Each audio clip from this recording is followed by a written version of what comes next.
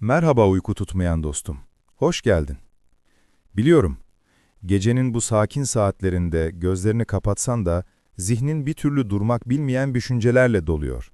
Uykunun kapıları sana ağır ağır aralanıyor ama tam açılmıyor. İşte bu kanalda senin o kapıyı daha kolay aralaman için kulağına hafif bir melodi gibi eşlik edecek, arka planda aheste aheste çalacak hikayeler paylaşıyorum. Bu hikayeler ne seni bir anda heyecanlandıracak ne de zihnini yoracak. Tam tersine, adım adım seni gevşetip dingin bir yolculuğa çıkaracak. Hazır Mabel Matiz'le Perperişan şarkısı sebebiyle savcıya ifade vermeye gitmişken, biz de bu küçük tesadüfü fırsat bilip tarihin karanlık sayfalarına yavaşça bir pencere açacağız. Bugün çok eskilerden beri anlatıla gelen, dilden dile dolaşan, kutsal kitaplarda dahi kendine yer bulmuş Sodom ve Gomorra şehirlerinin nasıl perperişan bir sona sürüklendiğini, nelerin yaşandığını ve bu hikayenin asırlardır neden unutulmadığını birlikte dinleyeceğiz. Ama unutma, eğer bu konu şu an ilgini çekmezse hiç sorun değil. Kanaldaki diğer videolara göz atabilir, sana en çok huzur veren başlığı seçebilirsin. Hatta istersen bana dilediğin herhangi bir konu hakkında öneride bulunabilirsin. Belki de bir sonraki hikaye tam da senin aklındaki o mesele üzerine olur. Çünkü burası senin uyku yolculuğuna eşlik eden bir durak. Zihnini dinlendirecek bir liman. Şimdi derin bir nefes al. Yatağında biraz daha rahat bir pozisyon bul ve kendini ağır ağır akıp giden kelimelerin kucağına bırak. Hazırsan başlıyoruz. Giriş. Unutulmuş bir uyarının gölgesinde. Bu kentler bir zamanlar yaşayan herkes için cennet kadar güzel olduğu söylenen verimli toprakların üzerine kurulmuştu. Ürdün Vadisi'nin bereketli arazileri insanlara bolluk ve refah vaat ediyordu. Ancak görünen o ki bu maddi zenginlik beraberinde manevi bir yozlaşmayı getirmişti. Toplum, temel ahlaki değerlerinden uzaklaşmış, kendi kurallarını yaratmış ve adeta kendi sonunu hazırlayan bir yola girmişti. Peygamber İbrahim'in yeğeni olan Lut, tam da böyle bir dönemde bu topluma gönderildi. Onun görevi, insanlara doğru yolu göstermek, onları adalete, merhamete ve iyiliğe çağırmaktı. Lut, son derece sade ve dürüst bir hayat sürdü. İnsanlarla konuştu, onlara nasihatlerde bulundu. Ancak Sodom halkının çoğu için Lut'un sözleri kulaklarını tıkadıkları bir fısıltıdan farksızdı. Kalpleri taşlaşmıştı adeta. Zaman ilerledikçe Sodom'daki çürüme daha da belirgin hale geldi. Bencillik, zulüm ve en önemlisi o dönemin en kutsal değerlerinden biri olan misafirperverlik tamamen unutulmuştu. Kent, her türlü ahlaki yozlaşmanın kol gezdiği bir yer haline gelmişti. Derken, kaderi değiştirecek bir gece yaşandı. İki yabancı, Lut'un kapısına geldi. Aslında bu iki yabancı, bir uyarının ve sonun habercisi olan meleklerdi. Lut onları içeri davet etti ve misafir etti. Oysa Sodom'da artık yabancıları ağırlamak, onlara iyi davranmak diye bir gelenek kalmamıştı. Lut'un evine yabancı girdiği haberi hızla kentin dört bir yanına yayıldı. Kısa sürede kentin her tarafından erkekler, genci ve yaşlısıyla Lut'un evinin önünde toplandı. Kalabalık gelen misafirleri kendilerine teslim etmesi için Lut'u zorlamaya başladı. Bu talep o dönemin anlayışına göre sadece bir cinsel sapkınlık değil, aynı zamanda en temel insani değerlerin ve misafirperverlik yasasının açık bir şekilde çiğnenmesi anlamına geliyordu. Lut çaresizdi. Evinin önündeki saldırgan kalabalığa karşı misafirlerini korumak için onlarla pazarlık etmeye bile çalıştı. Ancak kalabalık giderek daha da saldırganlaşıyor, kontrolden çıkıyordu. İşte tam o anda misafirler gerçek kimliklerini açığa vurdu. Melekler Lut'u korumak için kalabalığı etkisiz hale getirdi ve Lut'a ailesini alıp kenti derhal terk etmesi emrini verdiler. Artık geri sayım başlamıştı. Son bir uyarı daha yaptılar. Kaçın, canınızı kurtarın ve sakın arkana bakma. Bu kent ve içindeki her şey büyük bir felaketle yok edilecek. Lut, eşi ve 2 kızıyla birlikte tan ağarırken kenti terk etmeye başladı. Arkalarında gökten yağmaya başlayan kükürt ve ateşin yarattığı korkunç gürültüyü duymak imkansızdı. Ancak meleklerin uyarısı çok netti. Geçmişe, o günah dolu hayata olan en ufak bir bağlılık onları da bu felaketin bir parçası haline getirebilirdi. Ne yazık ki Lut'un karısı dayanamadı. Büyük bir merak ve belki de arkada bıraktıkları hayata duyduğu özlemle arkaya baktı. Ve o an olduğu yerde bir tuz sütununa dönüştü. Bu itaatsizliğin ve geçmişe bağlılığın sembolik bir cezası olarak hafızalara kazındı. Peşlerinden gelen korkunç ses, gökyüzünü alev alev yakan bir felaketin habercisiydi. Sodom ve Gomorra her yanı yakıp yıkan bir ateş ve kükürt yağmuru altında tamamen yok oldu. Tarih o anda bir medeniyetin sonunu yazıyordu. Bu olay sadece Tevrat'ta değil, Kur'an-ı Kerim'de de detaylı bir şekilde anlatılır ve insanlık için bir ibret vesilesi olarak sunulur. 2. Bölüm. Verimli toprakların lanetli kentleri, Sodom ve Gomorre'nin konumu. Bugünkü Ölü Deniz'in güneydoğu kıyılarında yer alan Sodom ve Gomorre, döneminin en stratejik noktalarından birinde kurulmuştu. Ürdün Vadisi'nin alüvyal toprakları, bu kentlere tarım açısından büyük bir zenginlik sunuyordu. Bölge, o dönemde ilahi bahçeler olarak anılacak kadar verimliydi. Su kaynakları bol, iklimi ılıman ve ürün çeşitliliği oldukça zengindi. Kentlerin coğrafi konumu sadece tarımsal verimlilikle sınırlı değildi. Kervan yollarının kesişim noktasında bulunmaları ticari açıdan da büyük bir avantaj sağlıyordu. Lübnan'dan gelen kereste, Mısır'dan getirilen baharatlar ve Arap Yarımadası'ndan gelen değerli taşlar bu kentlerde alınıp satılıyordu. Bu ticari hareketlilik, Sodom ve Gomorre'nin hızla zenginleşmesine ve büyümesine olanak tanımıştı. Ancak bu maddi refah, kentlerin sosyal yapısında önemli değişikliklere yol açtı. Toplum katmanları arasındaki uçurum giderek derinleşti. Zenginlik belirli bir kesimin elinde toplanırken, yoksulluk da aynı oranda artış gösterdi. Sokaklarda lüks içinde yaşayanların yanı sıra, açlıkla mücadele eden insanlar da görülmeye başlandı. Kentlerin fiziksel yapısı da bu sosyal eşitsizliği yansıtır nitelikteydi. Tepeye kurulmuş görkemli villalar ve saraylar, aşağı kesimlerdeki gecekondu mahallelerine tepeden bakıyordu. Şehrin zenginleri, surlarla çevrili özel bölgelerde yaşıyorken, yoksul kesim savunmasız bir şekilde dış mahallelerde hayatını sürdürüyordu. Bölgenin jeolojik özellikleri ise oldukça dikkat çekiciydi. Yeraltı sularının yüksek tuz oranı, çevredeki tarım arazilerini zamanla verimsizleştirmeye başlamıştı. Ayrıca bölgede sık sık küçük çaplı depremler oluyor, yer yer metan gazı sızıntıları görülüyordu. Bu doğal olaylar, halk arasında çeşitli söylentilere ve batıl inançlara yol açmıştı. Kentlerin mimarisi dönemin en ileri teknikleri kullanılarak inşa edilmişti.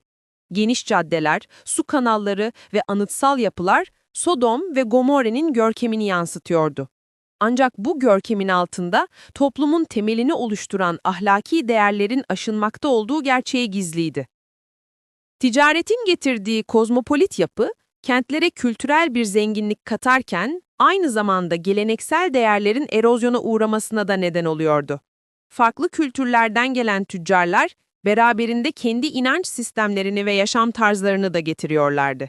Bu durum, kentlerdeki mevcut sosyal doku üzerinde yavaş yavaş ama geri dönüşü olmayan değişimlere yol açıyordu. Bölgenin iklimi zamanla değişmeye başlamıştı.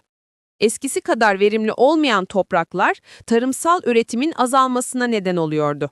Su kaynakları giderek tuzlanıyor, bazı kuyular tamamen kullanılamaz hale geliyordu. Bu çevresel değişimler, kentlerin geleceği hakkında endişeleri de beraberinde getiriyordu. Sodom ve Gomorre, görünürde refah içinde yüzen iki kent olsa da, aslında hem doğan hem de toplumsal anlamda büyük sorunlarla karşı karşıyaydı. Bu sorunlar, kentlerin kaderini belirleyecek olayların da habercisi niteliğindeydi. 3. Lut'un peygamber olarak seçilişi ve görevi. Lut, İbrahim peygamberin kardeşi Haran'ın oğlu olarak Mezopotamya'da dünyaya geldi. amcası İbrahim'le birlikte Kenan diyarına yaptığı göç yolculuğu onun hayatındaki dönüm noktası oldu. İbrahim'in yanında yetişen Lut, ondan tek Tanrı inancını ve peygamberlik sorumluluklarını öğrendi. Bu süreçte Lut, dürüstlüğü ve adalet anlayışı ile öne çıkan bir karakter olarak şekillendi. Sodom ve Gomorra'ya yerleşmesi ise planlı bir tercihten ziyade çobanları arasında çıkan anlaşmazlık sonucu gerçekleşti. İbrahim'le yollarını ayırmaya karar veren Lut, Ürdün Vadisi'nin verimli topraklarını seçerek Sodom'a yerleşti. Ancak bu seçim onu giderek ahlaki çöküntüye uğrayan bir toplumun içine sürükledi. Lut'un peygamber olarak görevlendirilmesi Sodom'da geçirdiği ilk yıllarda başladı. Kentin her geçen gün artan ahlaki yozlaşması onu derinden rahatsız ediyordu. Toplumda yaygınlaşan zulüm, haksızlık ve ahlaksızlık karşısında sessiz kalmayı reddetti. Bu durum, onun toplumu uyarmak üzere ilahi bir göreve çağrılmasının temelini oluşturdu. Lut'un misyonu oldukça zorluydu.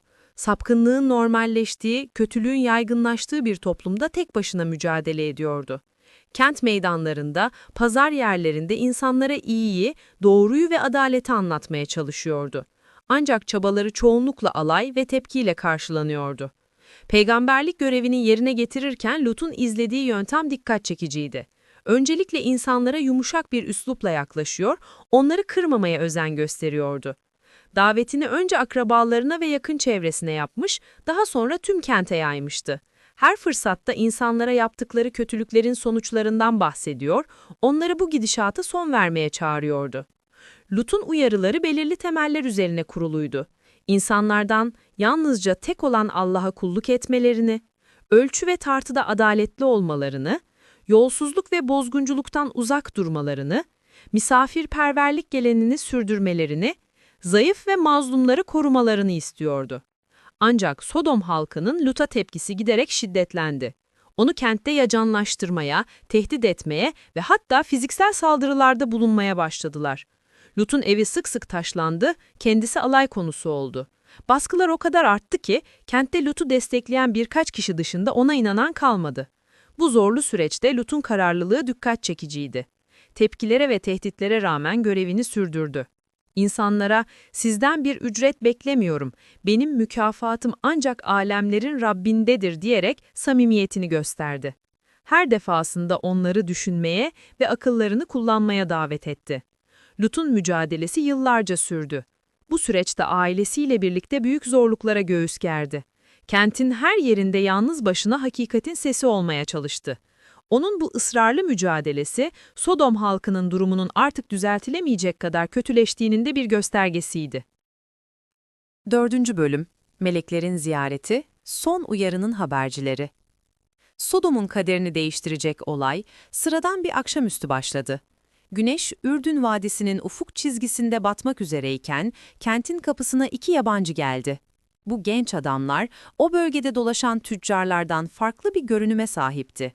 Üzerlerindeki yol tozuna rağmen duruşlarındaki asalet dikkat çekiciydi. Lut o sırada kentin girişinde oturmuş, son bir umutla insanların yüzlerini gözlemliyordu. 2 yabancıyı görür görmez içinde bir heyecan duydu. Misafirperverlik geleneğine sıkı sıkıya bağlı olan Lut onları hemen karşıladı. Ancak içinde aynı zamanda derin bir endişe de vardı. Çünkü Sodom'da yabancıları ağırlamak artık tehlikeli bir eylemdi. Lut, misafirlerini evine götürürken fark ettirmeden etrafı kolaçan etti. Sokakların tenha olmasına sevindi. Eve vardıklarında onlara yemek hazırladı, ayaklarını yıkayacak su getirdi.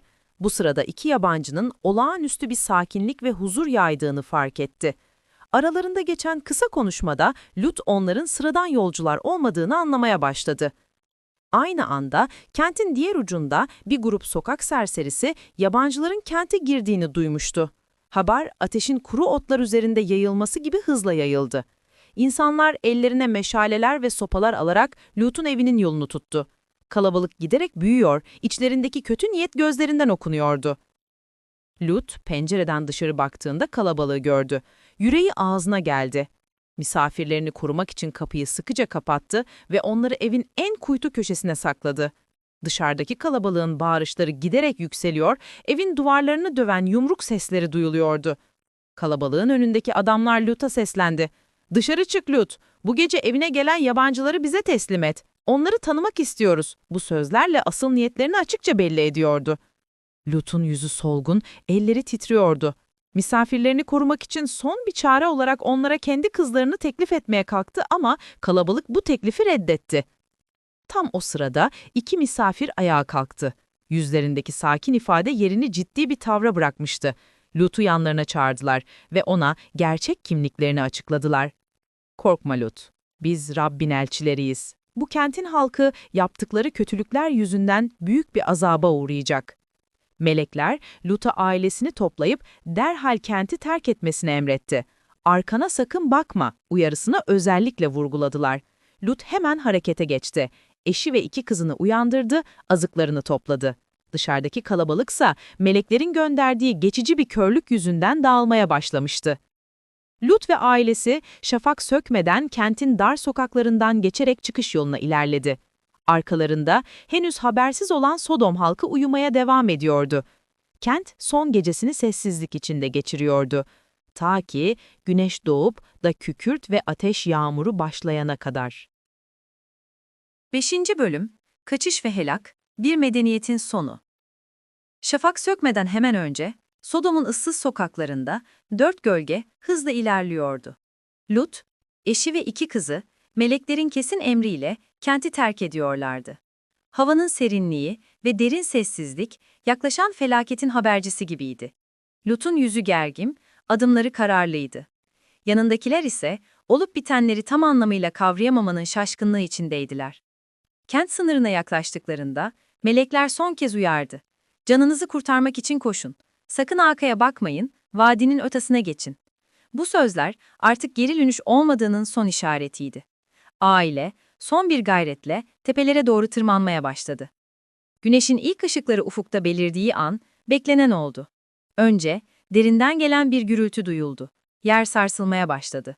Ardından gök, ateş ve kükürt yüklü bulutlarla kaplandı. Gökten, önce seyrek, sonra giderek yoğunlaşan alev parçaları düşmeye başladı. Her bir tanesi, dokunduğu yeri anında tutuşturuyordu. Sodom'da yaşananları tam olarak anlamak için o anı hayal etmek gerekir. İnsanların, sabah uykularından, evlerinin alevler içinde kaldığını görerek uyandıklarını, kaçış yollarının alevlerle çevrildiğini, sokaklarda, panik içinde koşuşturan insanların çığlıklarının yangının uğultusuna karıştığını. Lut'un ailesi vadinin karşı yakasına ulaştığında, artık dayanamayıp arkaya bakan eşi, o anda olduğu yerde bir tuz sütununa dönüştü. Bu olay, sadece merakın değil, aynı zamanda Sodom'a duyulan bağlılığın ve geçmişten kopamamanın da sembolik bir cezasıydı. Aşağıdaki vadide ise korkunç bir manzara vardı. Sodom ve Gomorra tam bir alev denizine dönüşmüştü. Binalar bir bir çöküyor. Duman gökyüzünü tamamen kaplıyordu. Yangının ısısı o kadar yoğundu ki kilometreler öteden hissediliyordu. Ölü denizin suları düşen kızgın taşlarla kaynamaya başlamıştı. Felaket sadece birkaç saat sürdü. Ama geride hiçbir canlı bırakmadı. Kentler haritadan silinmiş, üzerlerinde yalnızca duman ve kül kalmıştı. Bölgenin jeolojik yapısı bile değişmiş, verimli topraklar çorak bir araziye dönüşmüştü. Lut ve kızları dağlarda güvenli bir yere ulaştıklarında, geriye dönüp baktıklarında artık tanıdık hiçbir şey göremediler. Sadece yoğun bir duman bulutu ve yok olmuş bir medeniyetin sessizliği vardı. O günden sonra bölge uzun yıllar kimse tarafından iskan edilmedi.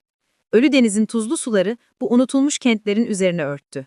Bu olay sadece fiziksel bir yok oluşun değil, aynı zamanda toplumsal değerlerini kaybeden bir medeniyetin trajik sonunun da sembolü oldu. Sodom ve Gomorra'nın adı binlerce yıl boyunca bir uyarı olarak anılmaya devam etti. 6. Gomorre'nin sonu. İkiz kentin çöküşü. Sodom'un ikizi olarak anılan Gomorre kenti aynı kaderi paylaştı. Sodom'dan birkaç kilometre uzakta kurulmuş olan bu kent benzer bir sosyal çöküş süreci yaşamıştı. Gomorre halkı da komşusu gibi ahlaki dejenerasyonun pençesine düşmüş, temel insani değerleri unutmuştu. Gomorre'nin yıkılışı Sodom'la aynı anda gerçekleşti. Alev ve kükürt yağmuru iki kenti de aynı felakette buluşturdu. Kentin mimari yapısı Sodom'a göre daha az görkemli olsa da sosyal problemler aynı derecede derindi. Gomorre'de de zengin fakir uçurumu had safhadaydı ve toplumsal adaletsizlik her geçen gün artıyordu. Arkeolojik bulgular Gomorre'nin konumu hakkında önemli ipuçları veriyor. Ölüdeniz'in güneydoğusunda yapılan kazılarda Tunç Çağı'na ait yerleşim kalıntıları bulundu. Bu kalıntılar arasında ani bir yıkım geçirdiğini gösteren katmanlar dikkat çekici. Duvarlarda yangın izleri, seramiklerde erime belirtileri, bölgede büyük bir felaket yaşandığını kanıtlıyor. Gomore'nin yok oluşu, komşusu Sodom kadar çok anılmasa da aslında aynı kaderi paylaşmanın önemli bir örneği. İki kent arasında sıkı bir ticari ve sosyal ilişki vardı. Sodom'da başlayan ahlaki çöküş, Gomorre'ye de hızla yayılmıştı. Bu durum, toplumsal dejenerasyonun ne kadar hızlı yayılabileceğinin de bir göstergesi. Bölgenin jeolojik özellikleri, Gomorre'nin yıkılışını da açıklayabilecek veriler sunuyor. Ölüdeniz fay hattının aktif olduğu bu bölgede depremler ve yeraltı gazlarının sızıntıları sıkça görülüyor. Tarihi kayıtlar, bu tür doğal afetlerin bölgede yıkıcı etkiler yaratabileceğini gösteriyor. Gomorre'nin sonu, antik dünyada çok fazla yankı uyandırmadı. Belki de Sodom'un gölgesinde kalması, onun kadar anılmasını engelledi.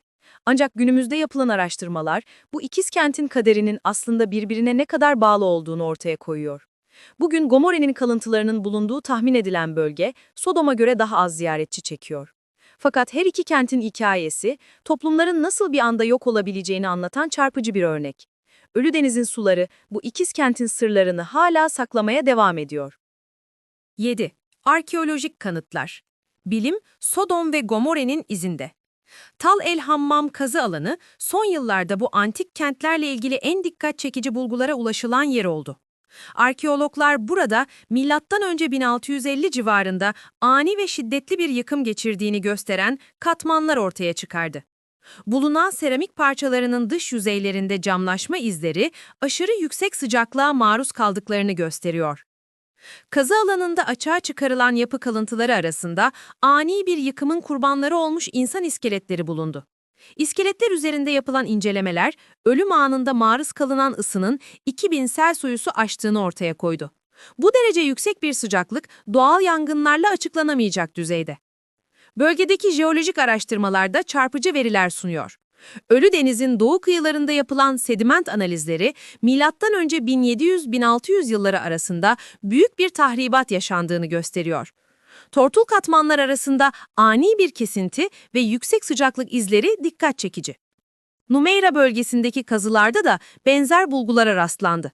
Burada ortaya çıkarılan kent kalıntıları tek seferde ve büyük bir güçle yok edilmiş izlenimi veriyor.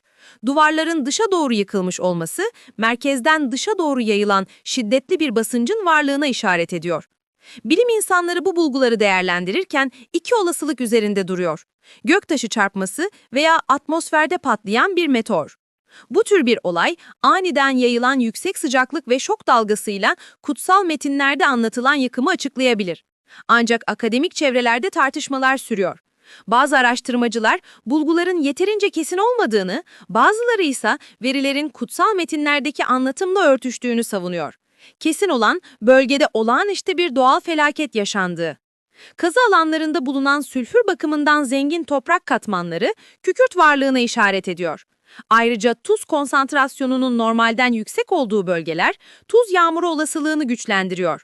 Bu bulgular antik anlatılarla ilginç paralellikler gösteriyor. Arkeolojik çalışmalar devam ettikçe Sodom ve Gomorre'nin gizemi daha da aydınlanabilir. Ancak şu anki veriler bu antik kentin trajik sonuna dair bilimsel bir temel oluşturmayı başarıyor. Her yeni bulgu binlerce yıllık bu gizemi çözmeye bir adım daha yaklaştırıyor. 8. Bölüm Tarihsel ve kültürel bağlam, antik dünyada benzer anlatılar. Sodom ve Gomorre anlatısı, antik dünyada yaygın olan tanrısal ceza temasının bir örneğini oluşturuyor. Eski ahitte yer alan bu hikaye aslında daha geniş bir Mezopotamya geleneğinin parçası. Nippur tabletlerinde bulunan M.Ö. 1500'lere ait metinlerde de benzer şekilde günahkar kentlerin tanrılar tarafından cezalandırıldığı anlatılıyor. Eski Yunan edebiyatında da paralel hikayeler mevcut.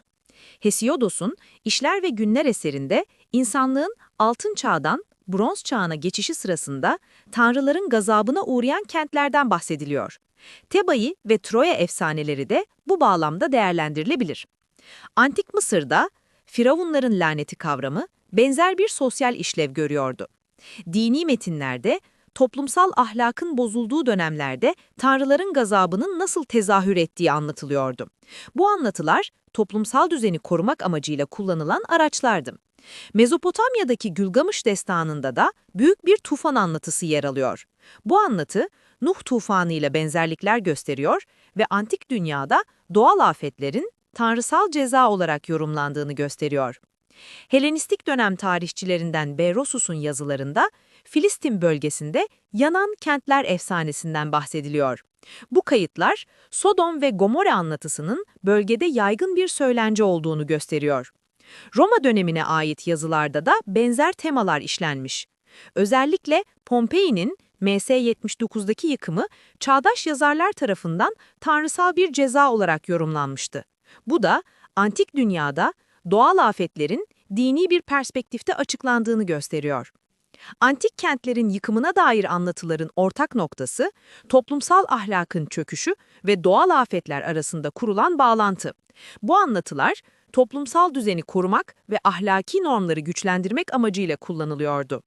Arkeolojik bulgular, bu anlatıların çoğunlukla gerçek doğal afetlerden etkilendiğini gösteriyor.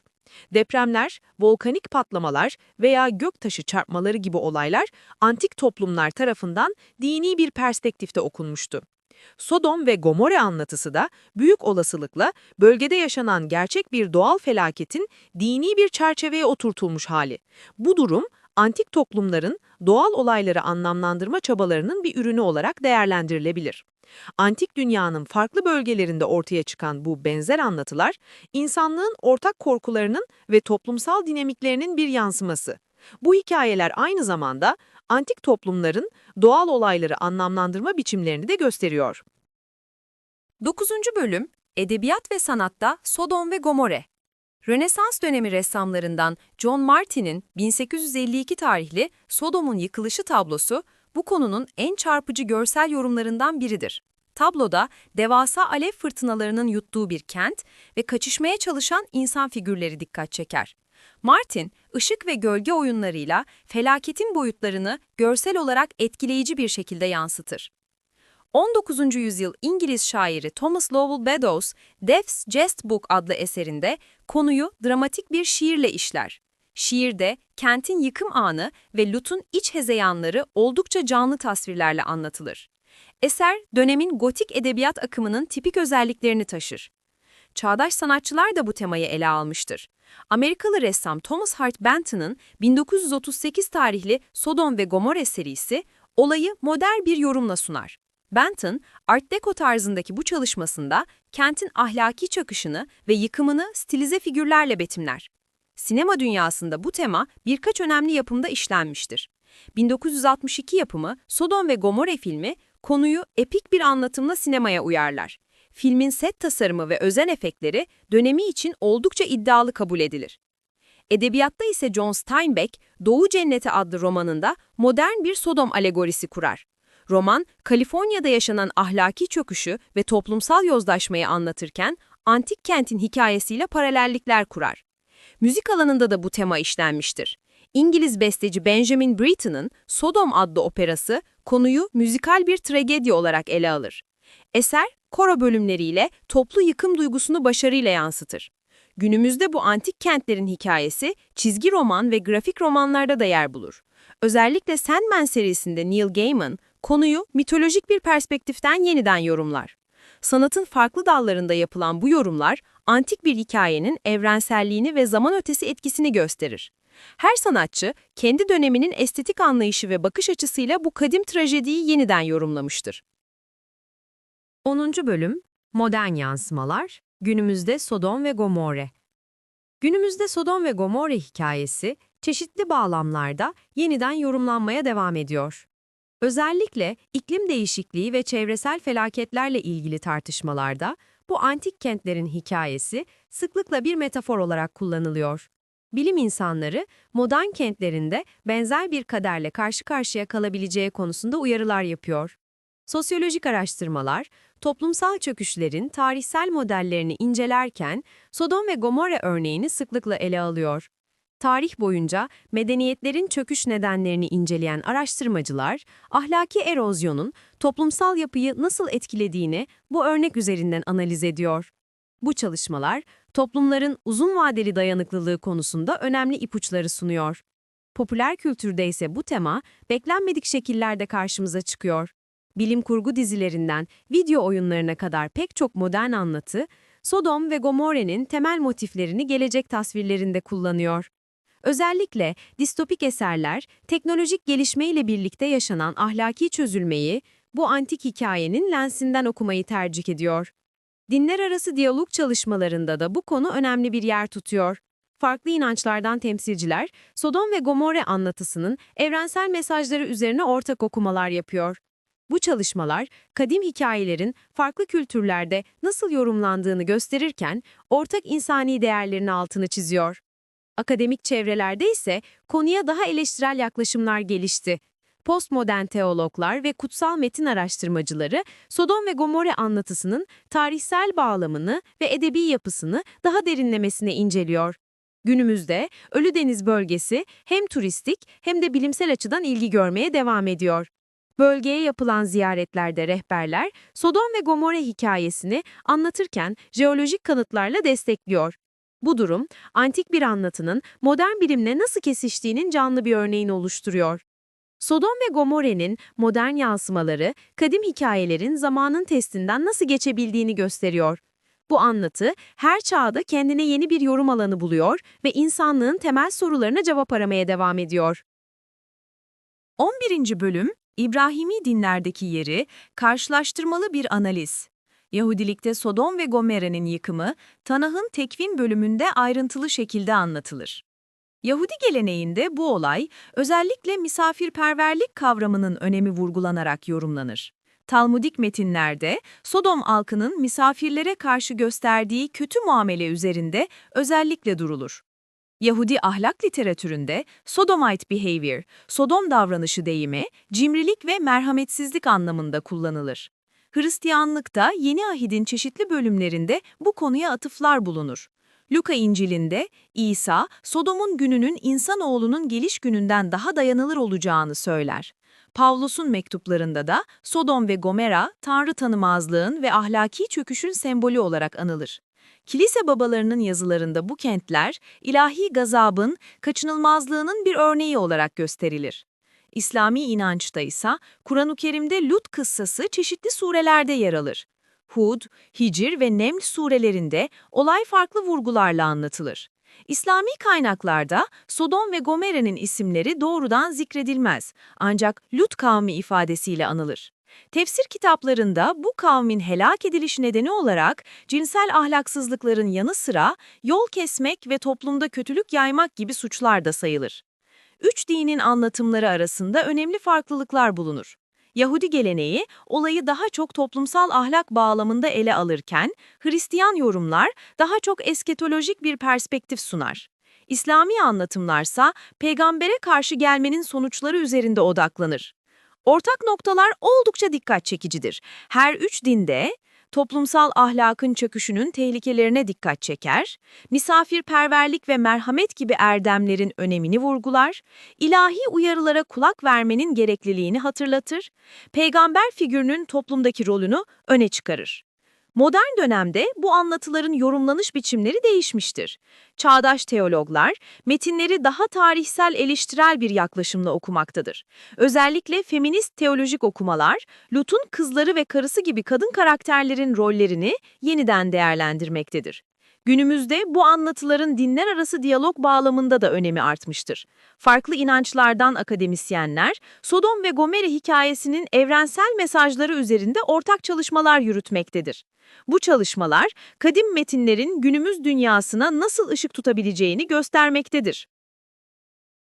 12. bölüm, tarihsel kayıtlardaki izleri. Antik çağ yazarlarının bakışı.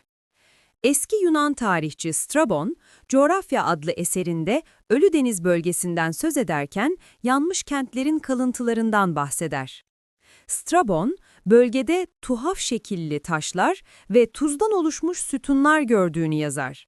Onun anlatımı, bölgenin jeolojik özellikleriyle ilgili önemli gözlemler içerir. Romalı doğa bilimci yaşlı Plinius, Doğa Tarihi adlı eserinde bölgeyi şöyle tasvir eder. Suları ölümcül ağırlıkta bir göl, çevresinde yanmış kentlerin hayaletleri. Plinius'un bu betimlemesi, bölgenin o dönemde bile gizemli bir üne sahip olduğunu gösterir. Yahudi tarihçi Flavius Josephus, Yahudi Savaşı adlı eserinde Sodom bölgesine şu sözlerle anlatır. Bir zamanlar bereketli olan topraklar, şimdi kömürleşmiş ağaçlar ve tuz kristalleriyle kaplı. Josephus, Lut'un karısının tuz sütununun kendi zamanında hala görülebildiğini iddia eder. İskenderiyeli Clement, Stromata adlı eserinde Sodom ve Gomorre'nin yıkımını Hristiyan ahlak anlayışı çerçevesinde yorumlar. Ona göre bu olay tanrısal adaletin somut bir göstergesidir. Bizanslı tarihçi Zosimus, Tarih adlı eserinde ilginç bir ayrıntıya yer verir. Ölü denizden çıkarılan zift, Roma donanmasının gemilerinin su yalıtımında kullanılırdı. Bu bilgi, bölgenin antik dünya ekonomisindeki yerini göstermesi açısından önemlidir. Arap coğrafyacı El-Mesudi, Müruc-üz-Zeheb adlı eserinde bölgeden lanetli vadi olarak söz eder. Onun anlatımı, İslami dönemde bölgeye nasıl bakıldığını göstermesi açısından değerlidir. Antik kaynakların bu anlatımları, Sodom ve Gomorre hikayesinin antik dünyada ne kadar yaygın bilindiğini gösterir. Her yazar, kendi kültürel perspektifinden olayı yorumlamıştır. Bu kayıtlar, modern araştırmacılar için paha biçilmez bir hazine değerindedir. Ancak antik kaynakların sınırlılıklarını da göz ardı etmemek gerekir. Çoğu yazar, olayı ikinci elden aktarmış, kişisel ön yargılarını metne yansıtmıştır. Bu nedenle antik kaynakları eleştirel bir bakışla okumak önem taşır. Modern arkeolojik bulgular, antik yazarların anlattıklarıyla büyük ölçüde örtüşmektedir. Bu durum, söz konusu kaynakların güvenilirliğini bir ölçüde doğrulamaktadır. Antik dünyanın bu gizemli kentleri, tarihçileri ve arkeologları cezbetmeye devam etmektedir. 13. Bölüm. Bölgenin jeolojik yapısı ve doğal felaket teorileri. Ölüdeniz bölgesinin jeolojik özellikleri, Sodom ve Gomorre'nin yıkımını açıklamada önemli ipuçları sunuyor. Bölge, Afrika ve Arap levhalarını ayıran Ölüdeniz transform fayı üzerinde yer alıyor. Bu aktif tektonik bölge, tarih boyunca birçok şiddetli depreme sahne olmuş durumda. Jeologlar, bölgede M.Ö. 1900 civarında büyük bir deprem meydana geldiğini gösteren kanıtlar buldular. Tal al-Hammam kazı alanında yapılan jeolojik incelemeler, katmanlar arasında ani bir yıkım tabakası olduğunu ortaya koydu. Bu tabakada yüksek sıcaklığa maruz kalmış seramik parçaları ve camlaşmış yapı malzemeleri dikkat çekiyor. Radyokarbon tarihleme yöntemi, bu tabakanın M.Ö. 1650 civarına ait olduğunu gösteriyor. Son yıllarda öne sürülen en çarpıcı teorilerden biri, bir göktaşı patlaması ihtimali. Araştırmacılar, bölgede yüksek basınç kuvarsları ve şoklanmış mineraller buldular. Bu bulgular, atmosferde patlayan bir göktaşının yarattığı şok dalgasıyla uyumlu. Böyle bir olay, anında 2000 dereceye aşan sıcaklıklar yaratabilir ve her şeyi anında yakabilir. Jeokimyasal analizler, yıkım tabakasında normalden 100 kat fazla tuz konsantrasyonu olduğunu gösteriyor. Bu durum, Ölüdeniz'den yükselen tuzlu su buharının yoğunlaşmasıyla açıklanabilir. Ayrıca bölgede yüksek düzeyde sülfür izlerine rastlanması, kükürt içeren gaz patlamaları ihtimalini güçlendiriyor. Bilim insanları, bölgedeki petrol ve doğalgaz yataklarının da bu felakette rol oynayabileceğini düşünüyor.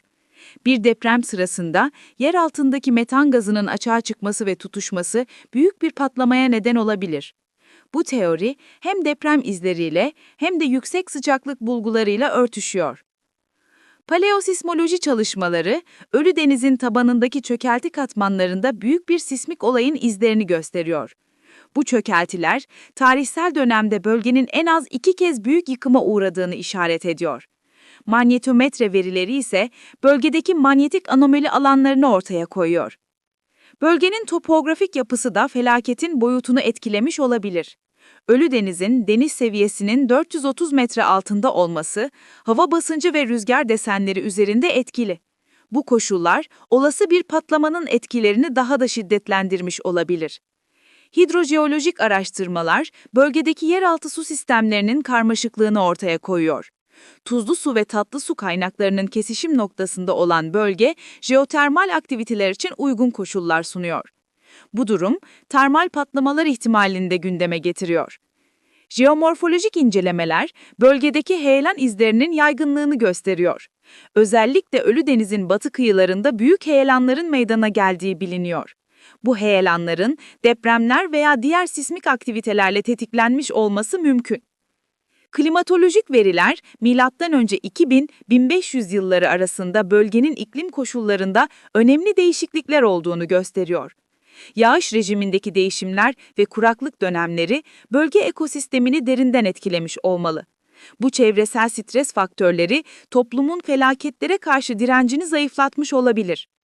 Sedimentolojik çalışmalar, Ölüdeniz'in seviye değişimlerinin bölgedeki yerleşimler üzerinde etkili olduğunu ortaya koyuyor. Göl seviyesindeki ani yükselmeler, kıyı yerleşimlerinin sular altında kalmasına neden olabilir. Bu durum, kutsal metinlerdeki anlatımla paralellik gösterebilir. Jeofizik araştırmalar, bölgenin derin yapısını anlamamıza yardımcı oluyor. Manyetik ve gravite verileri, bölgedeki yeraltı fay sistemlerinin karmaşıklığını ortaya koyuyor. Bu veriler, bölgenin neden bu kadar aktif olduğunu açıklamada önemli ipuçları sağlıyor.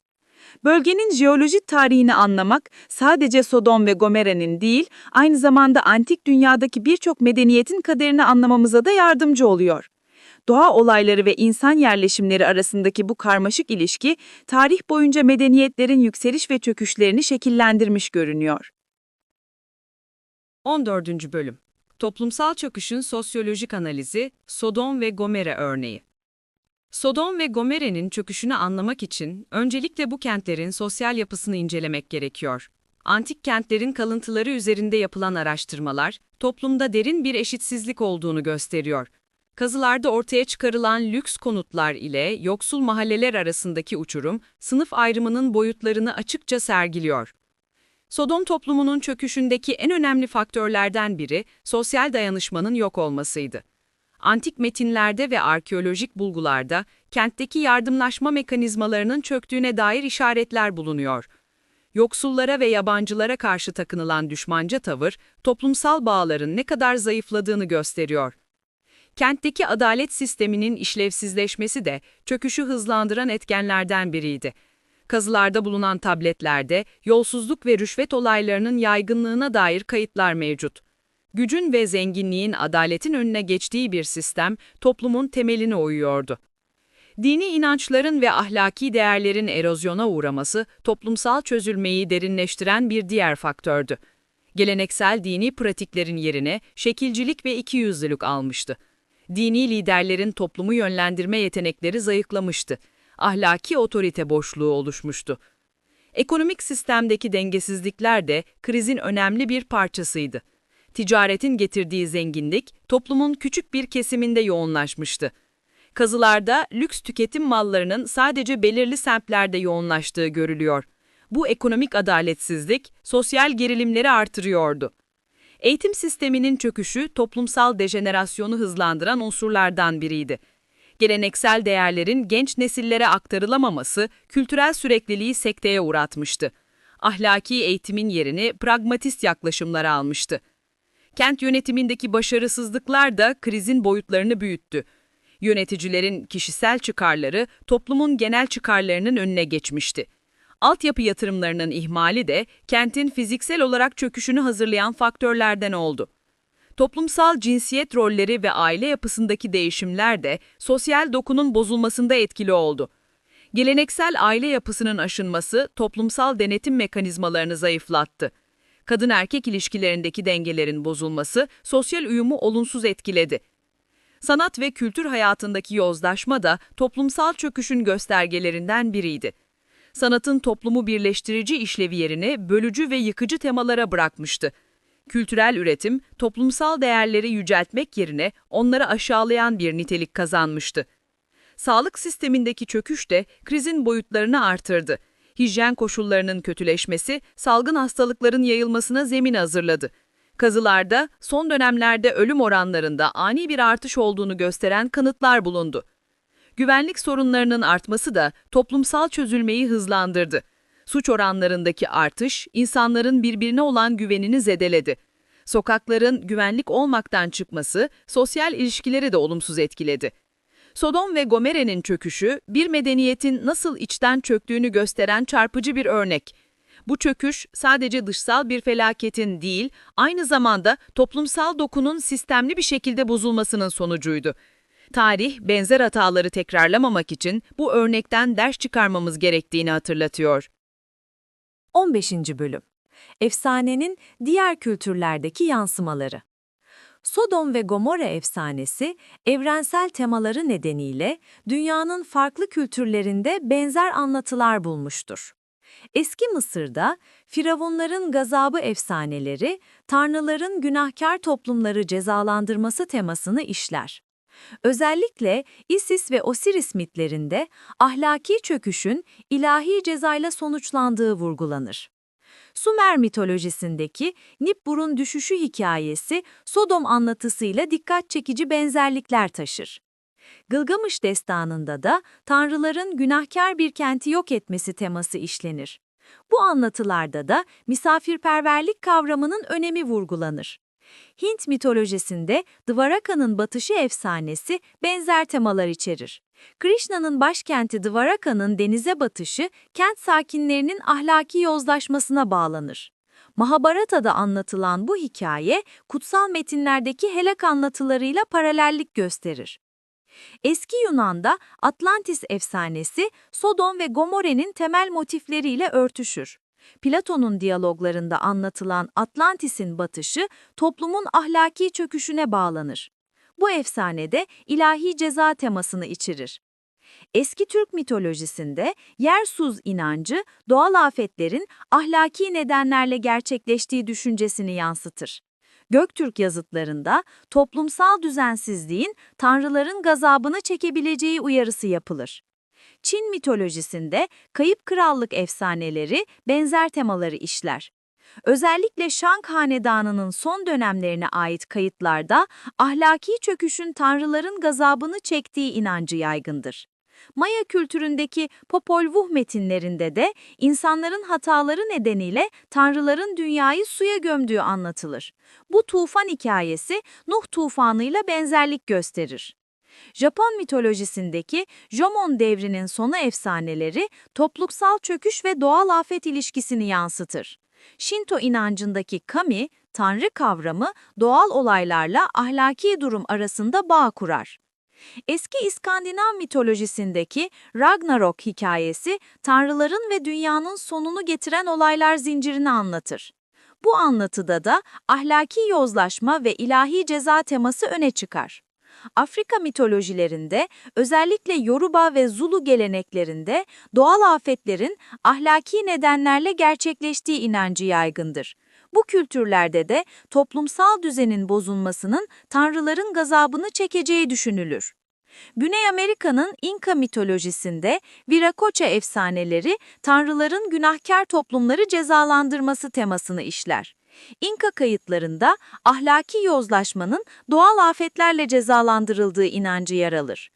Avustralya aborjin mitolojisinde rüya zamanı hikayeleri doğal düzenle ahlaki düzen arasındaki bağı vurgular. Aborjin inancında toplumsal kurallara uyulmamasının doğal dengeyi bozduğu düşünülür. Kuzey Amerika yerli mitolojilerinde, özellikle Hopi ve Navajo geleneklerinde doğal afetlerin ahlaki uyarılar olduğu inancı hakimdir. Bu kültürlerde de toplumsal düzenin bozulmasının doğal dengeyi altüst ettiği düşünülür. Polinezya mitolojisinde Maui efsaneleri tanrıların insanların davranışlarına göre tepki verdiği inancını yansıtır. Özellikle Pasifik adalarındaki tsunami ve volkan patlama efsaneleri bu temayı işler. Bu kültürel benzerlikler insanlığın ortak bilinçaltında yer eden temaları gösterir. Doğal afetlerin ahlaki sebeplerle açıklanması farklı coğrafyalarda benzer şekillerde ortaya çıkmıştır. Bu durum, insan zihninin doğa olaylarını anlamlandırma çabasının evrenselliğine işaret eder. 16. Bölüm. Edebiyat ve sanatta Sodom ve Gomorre teması. Edebiyat tarihinde Sodom ve Gomorre teması birçok önemli yazarın ilgisini çekmiştir. John Milton, Kayıp Cennet adlı epik şiirinde bu konuyu işlerken, insanın ilahi düzene karşı gelmesinin trajik sonuçlarını vurgular. Milton'ın tasvirleri, özellikle Lut'un karısının dönüşüm sahnesi, İngiliz edebiyatının en etkileyici pasajları arasında kabul edilir. 19. yüzyıl Fransız edebiyatında ise Marquis de Sade'ın eserleri Sodom temasını farklı bir açıdan ele alır. De Sade, ahlak ve din kavramlarını sorgularken Sodom'u bir sembol olarak kullanır. Onun eserlerinde Sodom, baskıcı toplum düzenine bir başkaldırıyı temsil eder. Görsel sanatlarda ise Hieronymus Bosch'un Dünyevi Zevkler Bahçesi adlı 3 kanatlı resmi Sodom'un yıkımını alegorik bir şekilde betimler. Bosch'un karmaşık ve sembolik anlatımı, ahlaki çöküşün ve ilahi cezanın sanatsal bir yorumunu sunar. Rönesans dönemi İtalyan ressamı Giovanni di Paolo'nun Sodom'un Yıkılışı adlı eseri, konuyu daha geleneksel bir yaklaşımla ele alır. Di Paolo, kentin yıkım anını dramatik bir şekilde resmederken, dini mesajı ön planda tutar. 20. yüzyıl sinemasında bu tema Pier Paolo Pasolini'nin Salo ya da Sodom'un 120 Günü filmiyle karanlık bir yorum kazanmıştır. Pasolini, faşizm eleştirisini Sodom miti üzerinden yapar ve modern toplumun ahlaki çöküşünü sert bir dille eleştirir. Müzik alanında ise Benjamin Britten'ın Sodom adlı operası konuyu müzikal bir trajedi olarak ele alır. Eser, koro bölümleriyle toplu yıkım duygusunu başarıyla yansıtır ve modern klasik müzik repertuarında önemli bir yer tutar. Çağdaş edebiyatta Janet Winterson'ın Yazma Sanatı adlı romanı, Sodom ve Gomorre hikayesini feminist bir perspektifle yeniden yorumlar. Winterson, Lut'un karısı ve kızları gibi kadın karakterlere odaklanarak geleneksel anlatıyı sorgular. Türk edebiyatında ise Nazlı Eray'ın Sodom ve Gomorre adlı öyküsü, konuyu büyülü gerçekçilik akımı içinde ele alır. Eray, modern İstanbul'u Sodom ve Gomorre'ye benzeterek toplumsal eleştiri yapar. Sinema tarihinde Robert Aldrich'in 1962 yapımı Sodom ve Gomorre filmi, konuyu epik bir anlatımla sinemaya uyarlar. Stuart Granger'ın başrolde oynadığı film, döneminin en yüksek bütçeli yapımlarından biri olmuştur. Çizgi roman sanatında ise Neil Gaiman'ın Sandman serisi, Sodom ve Gomorre'yi mitolojik bir perspektiften yeniden yorumlar. Gaiman, ölüm ve yıkım temalarını işlerken antik hikayelerden yararlanır. Heykel sanatında Auguste Rodin'in Lut'un Karısı adlı çalışması, tuldan bir heykele dönüşme anını etkileyici bir şekilde betimler. Rodin bu eserde insan bedeninin dönüşümü ve hareketsizliğini vurgular. Modern tiyatroda Tony Kushner'ın Melekler Amerika'da adlı oyunu, Sodom temasını AIDS krizi bağlamında yeniden yorumlar. Oyun, ahlak, din ve toplum ilişkisini sorgularken antik anlatılardan yararlanır. Fotoğraf sanatında ise Andres Serrano'nun Sodom serisi konuyu çağdaş bir bakışla ele alır. Serrano, cinsellik ve din temalarını bir arada işlerken tartışmalı bir sanatsal bir kullanır. Bu örnekler, Sodom ve Gomorre temasının sanat ve edebiyat dünyasında ne kadar geniş bir yankı bulduğunu göstermektedir. Her sanatçı, kendi döneminin sosyal ve kültürel bağlamı içinde bu antik hikayeyi yeniden yorumlamış ve ona yeni anlamlar katmıştır. Bu durum, üniversal temaların sanatsal ifade aracılığıyla nasıl yeniden canlandığının ve güncelliğini nasıl koruduğunun bir göstergesidir. 17. bölüm, modern bilim ışığında antik anlatıların yeniden okunması. Günümüzde arkeoloji, jeoloji ve tarih gibi disiplinlerin gelişmesiyle birlikte Sodom ve Gomorre anlatısı bilimsel bir perspektifle yeniden değerlendirilmektedir. Bu bağlamda antik metinlerdeki anlatımlarla bilimsel bulgular arasındaki paralellikler dikkat çekicidir. Arkeolojik kazılar, Ölüdeniz bölgesindeki yerleşim katmanlarında ani bir yıkım tabakası ortaya çıkarmıştır. Bu tabakada yüksek sıcaklığa maruz kalmış seramik parçaları ve camlaşmış yapı malzemeleri bulunmuştur. Radyokarbon tarihleme yöntemi bu yıkımın M.Ö. 1650 civarında gerçekleştiğini göstermektedir. Jeolojik araştırmalar, bölgenin aktif bir fay hattı üzerinde yer aldığını doğrulamaktadır. Ölüdeniz transform fayı, tarih boyunca birçok şiddetli depreme neden olmuştur. Sismolojik veriler, M.Ö. 1900 civarında büyük bir depremin meydana geldiğine işaret etmektedir. Meteoroloji ve klimatoloji çalışmaları bölgenin iklim tarihine ışık tutmaktadır. M.Ö. 2000-1500 yılları arasında bölgenin iklim koşullarında önemli değişiklikler olduğu tespit edilmiştir. Kuraklık dönemleri ve ani yağışlar bölge ekosistemini derinden etkilemiştir.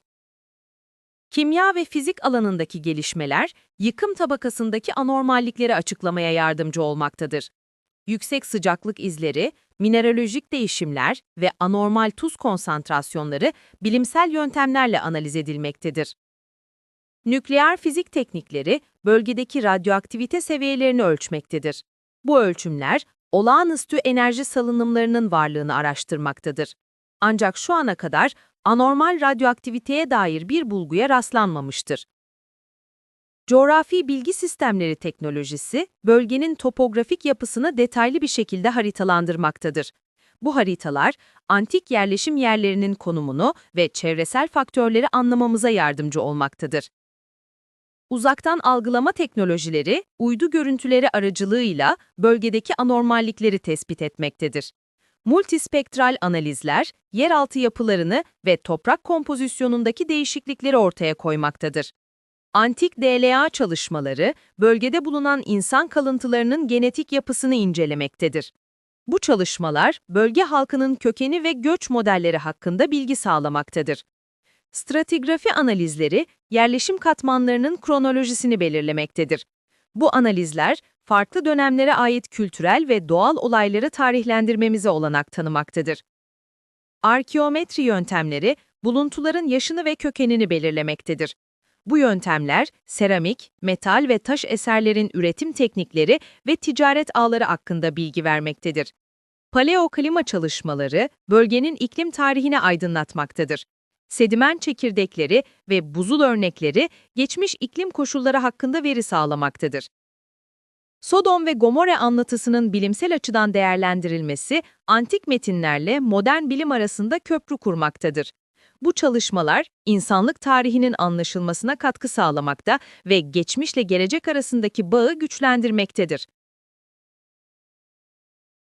18. Bölüm Antik kentlerin günümüzdeki mirası ve turizm. Ölüdeniz bölgesi, Sodom ve Gomorre'nin kalıntılarının bulunduğu varsayılan alanlar, günümüzde önemli bir turizm merkezi haline gelmiştir. Ürdün ve İsrail sınırları içinde kalan bu bölge, her yıl binlerce turisti ağırlamaktadır.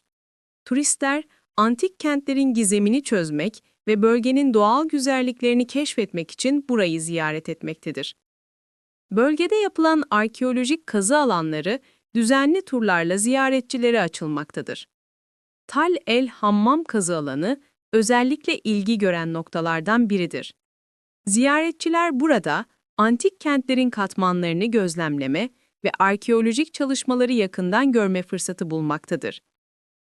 Ölüdeniz'in kıyı şeridi boyunca kurulan oteller ve termal tesisler, bölge turizmine önemli katkı sağlamaktadır. Mineral açıdan zengin suları ve şifalı çamuruyla ünlü Ölüdeniz, sağlık turizmi açısından da öne çıkmaktadır. Ziyaretçiler, aynı zamanda bölgenin jeolojik oluşumlarını inceleme fırsatı bulmaktadır. Bölgede düzenlenen kültür turları, ziyaretçilere Sodom ve Gomorre anlatısını farklı boyutlarıyla sunmaktadır. Rehberler eşliğinde yapılan turlarda, antik kentlerin tarihi, dini önemi ve bilimsel araştırmalar hakkında detaylı bilgiler verilmektedir. Lut'un karısına atfedilen tuz sütunları, bölgenin en çok ilgi gören doğal oluşumlarındandır. Ziyaretçiler, bu ilginç jeolojik yapılar karşısında fotoğraf çekmekte ve anlatılan hikayeleri dinlemektedir. Bölge müzeleri, Sodom ve Gomorre'den çıkarılan eserleri sergilemektedir. Amman'daki Ürdün Müzesi ve Kudüs'teki İsrail Müzesi, bu eserlerin en kapsamlı şekilde sergilendiği mekanlardır. Müzeler, interaktif sergilerle ziyaretçilere antik kentlerin tarihini anlatmaktadır. Doğa yürüyüşü ve trekking rotaları, bölgenin doğal güzelliklerini keşfetmek isteyenler için düzenlenmektedir. Ölüdeniz'in çevresindeki vadiler ve kanyonlar, macera tutkunları için ideal ortam sunmaktadır. Bölgede düzenlenen akademik konferanslar ve sempozyumlar, antik kentlerle ilgili yeni bulguların paylaşıldığı platformlar oluşturmaktadır. Bu etkinlikler, turizm sezonuna yayılarak ziyaretçilerin de katılımına açık hale getirilmektedir. Yerel halk, turizm faaliyetlerine aktif olarak katılmaktadır. El yapımı ürünler, geleneksel yemekler ve kültürel etkinlikler, ziyaretçilere özgün deneyimler sunmaktadır. Bu durum, bölge ekonomisine katkı sağlamaktadır. Koruma çalışmaları, turizm faaliyetleriyle paralel yürütülmektedir. Arkeolojik alanların ve doğal oluşumların korunması için önlemler alınmaktadır. Sürdürülebilir turizm anlayışı, bölgenin gelecek nesillere aktarılmasını hedeflemektedir. Sodom ve Gomorre'nin mirası, günümüzde sadece dini ve tarihi bir anlam taşımamakta. Aynı zamanda bölgenin kültürel ve ekonomik hayatına da katkı sağlamaktadır. Bu antik kentler, binlerce yıl sonra bile insanlığın ilgisini çekmeye ve yeni keşiflere kapı aramaya devam etmektedir. 19. bölüm, İnsanlık tarihinde bir dönüm noktası. Sodom ve Gomorre'nin evrensel mesajları. Sodom ve Gomorre'nin yıkımı, insanlık tarihinde sadece bir kentin fiziksel olarak yok oluşundan çok daha derin anlamlar taşır. Bu olay, medeniyetlerin yükseliş ve çöküş döngüleri hakkında evrensel mesajlar içerir. Tarih boyunca bu anlatı, farklı kültürlerde benzer şekillerde yorumlanmış ve toplumların hafızasında yer etmiştir. Antik kentlerin çöküşü, toplumların içten çürümesinin dışsal bir felaketle nasıl sonuçlanabileceğinin çarpıcı bir örneğidir. Bu durum, günümüz medeniyetleri için de geçerli olabilecek uyarılar barındırır. Tarih benzer hataları tekrarlamamak için bu örnekten ders çıkarılması gerektiğini hatırlatır. Sodom ve Gomorre'nin hikayesi, ahlaki değerlerin toplumun devamlılığındaki kritik rolünü vurgular. Bir toplumun maddi refahı ne kadar yüksek olursa olsun, manevi değerlerinden uzaklaştığında ayakta kalmasının zor olduğunu gösterir. Bu, günümüzün hızlı tüketim toplumları için önemli bir mesaj niteliği taşır.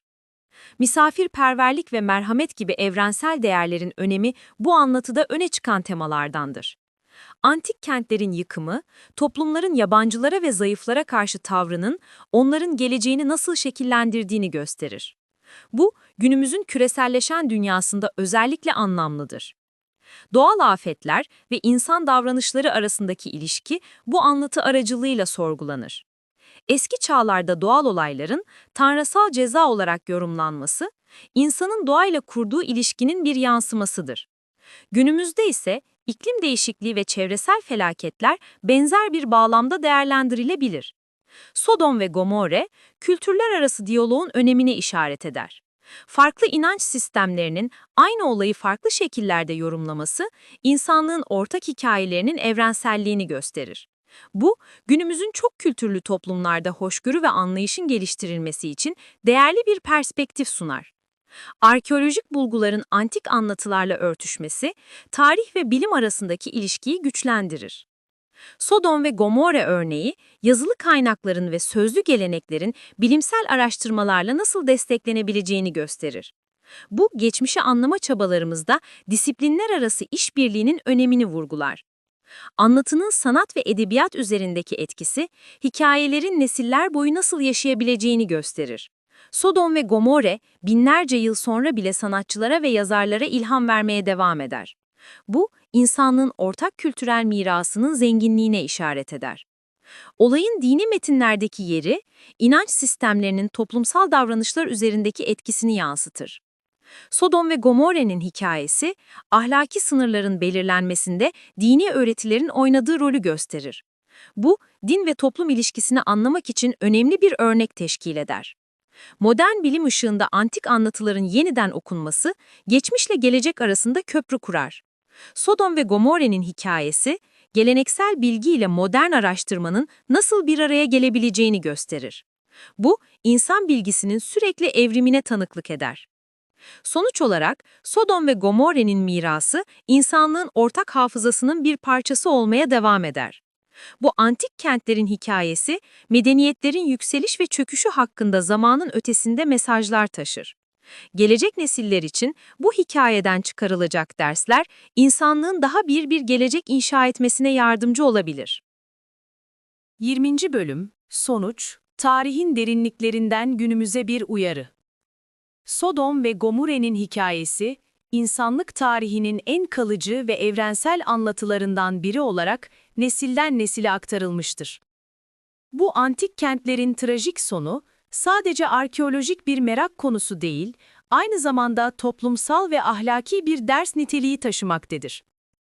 Binlerce yıl önce yaşanan bu olayın günümüzde hala konuşuluyor olması, onun taşıdığı evrensel mesajların gücünü göstermektedir.